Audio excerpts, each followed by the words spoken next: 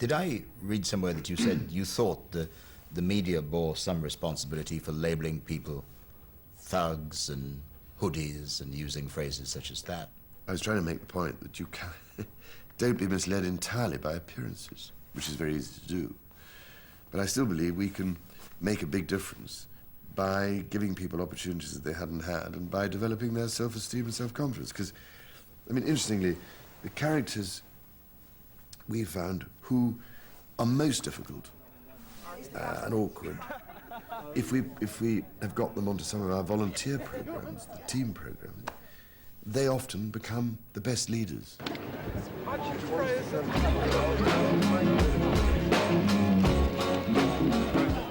We've now got this marvellous initiative going with the Premier League, which has enabled us to draw in many more young through football. Your little brother, he thinks you're God. Look, he does. He prays to you and everything. He prays to you. It has been hugely successful in attracting quite a few of the sort of hardest to reach characters that we want to try and see if we can help. He's got it with the two hands. Stand like that. Mr. Alan Hansen. Hello. I don't recognise from the television. I do indeed. I've seen that face before. Somewhere.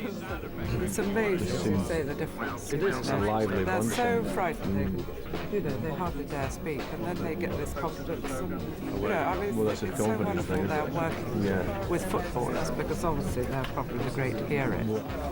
So has this made a difference to you, do you think, coming on so far? I've got a job. What's the job? Working for Connections. It's a clerical apprentice. Rude. Why is football so motivational to kids? Because it's funny. Yeah? It's nice. Enjoyable. Enjoyable. Play with a smile. To do what you enjoy. It's true. See? That's the answer. Amazing. Unbelievable. Yeah, I'm going to cry. How many times? The young people will come for a taster day, and while they're in doing the taster day, we'll talk to them about the team programme. It's for 16 to 25-year-olds, and it's a 12-week personal development course, and it's actually based on his experience when he was at school.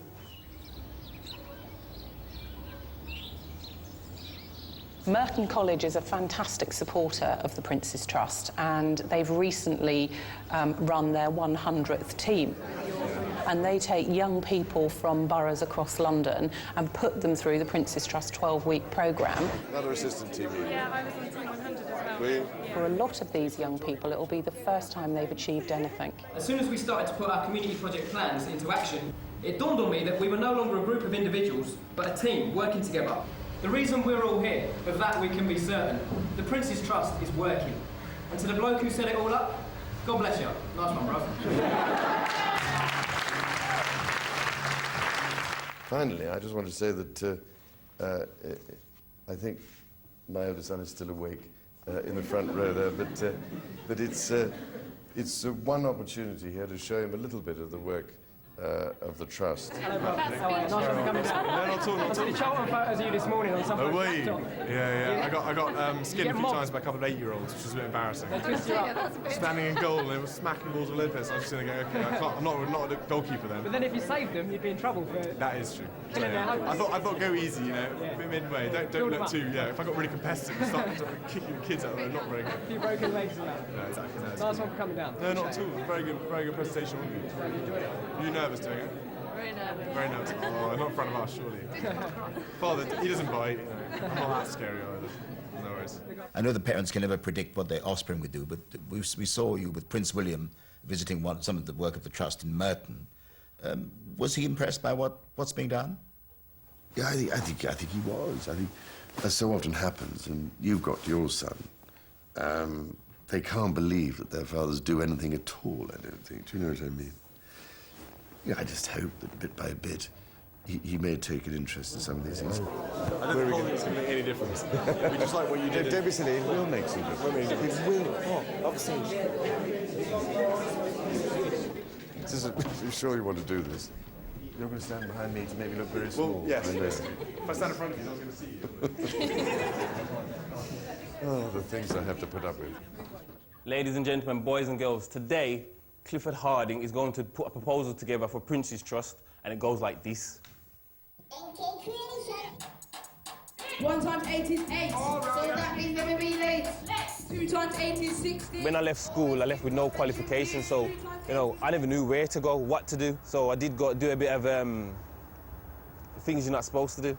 Tunes times tables in a rap version. Developing our skills in a different fashion. I want to deliver workshops to schools, youth clubs, community centres, churches, and to teach underprivileged children different methods of learning.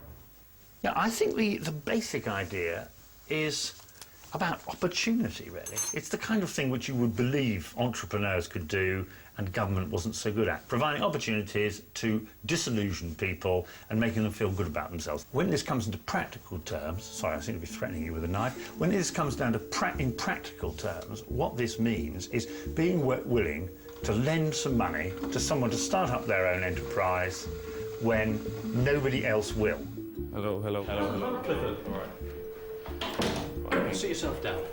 Do you have plans, or do you already have a team of backups who will help you with the administrative part of the business? I'm dyslexic, so I find the paperwork so hard to do. The practical side, I would.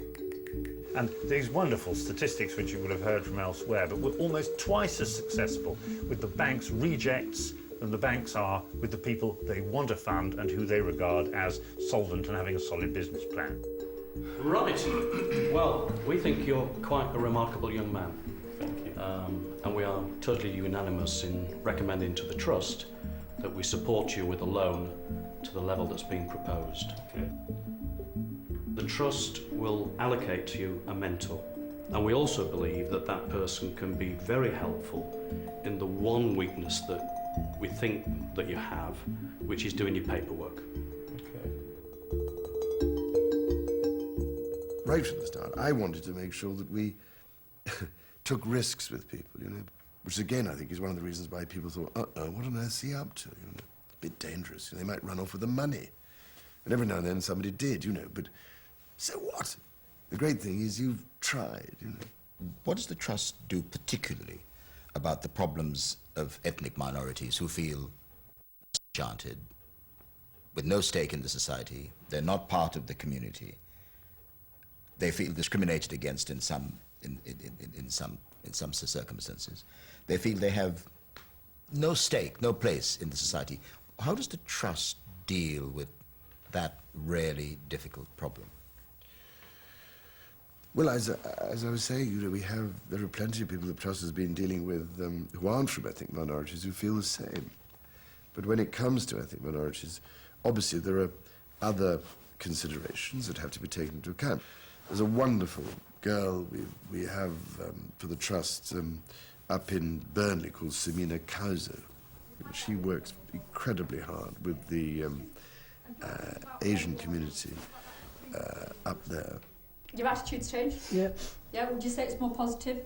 I think it's positive. Would you say that's because of the way that you are with teachers? Yeah, miss. Excellent. Shrez? Excel is our programme we run for 14 to 16-year-olds in school. And it's for those that are already struggling. It's ones that the teachers pick out. They've got a lack of motivation. They don't think they can achieve anything. What else do you think might be useful for tomorrow for you guys? I'm excited about the children meeting Prince Charles tomorrow, purely because I think what it will do for their self-esteem and confidence. And I'm sure when kids come to Excel, they feel that this is a sin bin, in effect. And if he shakes your hand, you shake his hand, and you greet him as Sir. Okay. You don't call him Oi. You don't call him Oi, no. Because if I called you Oi, I think you might call me something quite rude back. Well, some of the kids that are in this group were involved in sort of small gangs, a gang of potentially white young boys and a gang of Asian young boys. But we were quite worried about if there were any racial undertension that was there. So you bring them into the Excel Club, you get them to talk about why they think there's an issue. Why is there an issue with somebody who sits in the next chair to you because he or she happens to be a Muslim, or vice versa? If you think about the Asian culture, especially the young people, their culture is so diluted now. So at the mosque, if they were being told off by the imam would expect them to lower their head. And then we come to a school where if we're talking to somebody, we ask them to make eye contact. Then they go home and they may potentially be getting told off by parents who say, lower your gaze. So they're constantly being diluted. Their cultures are so diluted. They're very nervous. This is the problem always. As always. Very nice to meet you. Stuart Eagleton. Very nice to meet you. And Alice is But do all your family speak English? No. Only my brother and sister speak. Brother and sister, but your parents? No, they don't. So do you try and teach them a little bit of English? Yeah, I try to.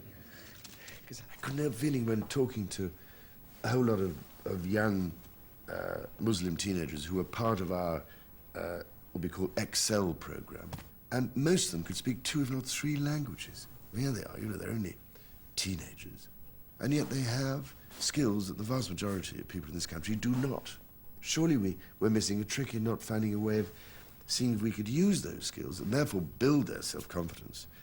When one talks about the Muslim community in particular, there are more profound problems here, aren't there? Because they believe that we see them as part, increasingly these days, of an alien, hostile culture.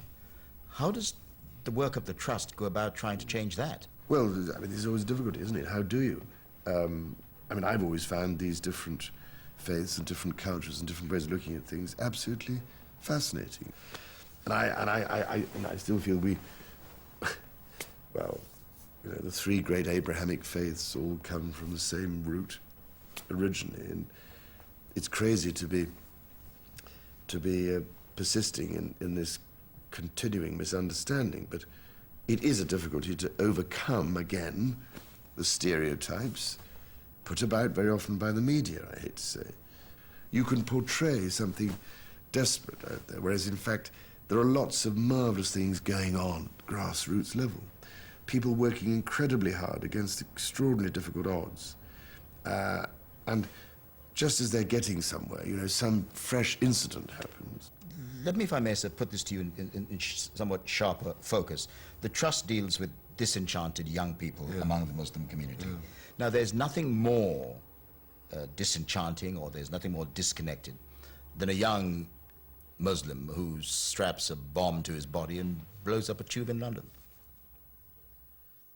You know, I mean, I know only too well about people being blown up. My great-uncle Umar Batten was blown up, you know, all those years ago in Ireland. So I can understand only too well what people go through when these things happen. But we have to try and find ways, don't we, of living together in harmony. And in a funny way, I still think this country has, you know, has an extraordinary record of being able to do that. We mustn't, you know, forget how remarkable this country is in so many ways, in terms of its ability to be tolerant. So we ought to be thinking about that rather than endlessly squabbling about religion.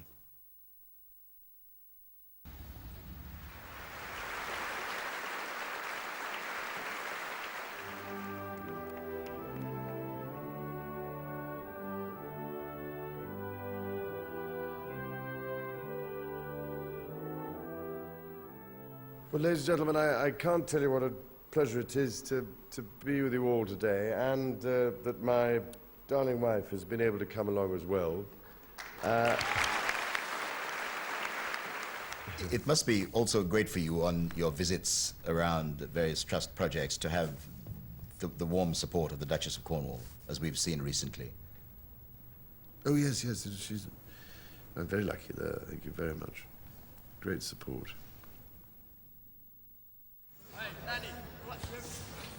We are actually a Young Offenders Institute called HMP YOI Ashfield. And we have guys in here who are in from anything from pinching a stereo all the way through the spectrum right across to the other end for lads who are actually in for life, for murder. I assaulted a teacher, and I went to a secure unit for that. I come home and I went back to my old crowd again, getting into robbing, drugs. And what we're doing is we're doing a lot of team building exercises. Some of these kids, you know, they don't know how to, they've never played for a football team, they've never played for a rugby team. They don't know what it's like to be involved in something. You're just controlling him coming down, controlling him. I think the Prince's Trust is, for me, within my job role here, is one of the most rewarding aspects of my work as a prison officer, it gives a chance for the lads to actually own their prison sentence. It gives them a chance to mature. It gives them a chance to work as a team. We're giving them basic fundamental life skills. I had an anger problem, and on the wings, I got recommended for this by an officer. I come on this, and like John and Darren, like they talk to me and like they help me like control things, you know.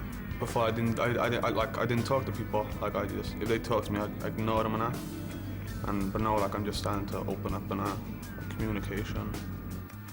I believe there are ways of at least bringing some of them out of this cycle of, you know, deprivation and crime and everything else, who have had a terribly difficult life and very often go on reoffending because of what they went through. Now, you can't win them all, but I think we could win quite a few more of them, if you know what I mean.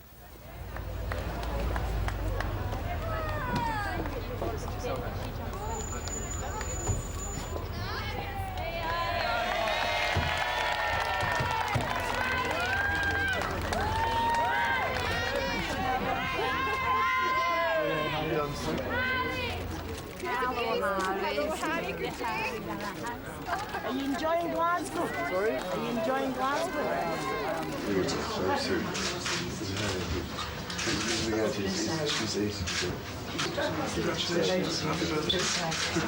It's a great pleasure to revisit this part of Glasgow, particularly to be able to bring my youngest son with me.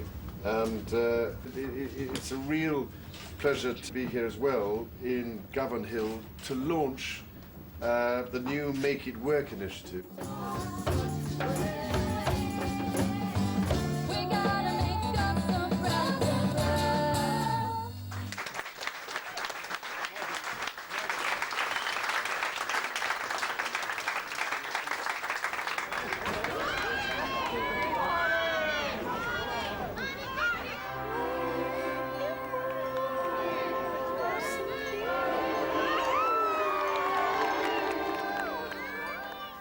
When you look at the future of the Trust, sir, and you look at your future, do you see yourself continuing to pursue this work as you have done for the last 30 years?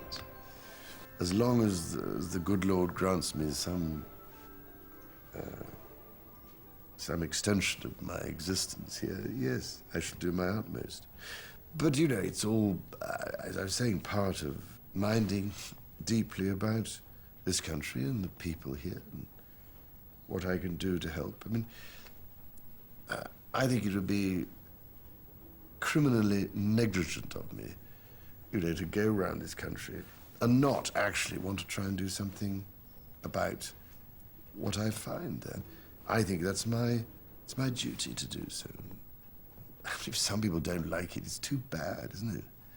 Frankly, because I think there are more important things to worry about, which is this country. Your Royal Highness, thank you so much.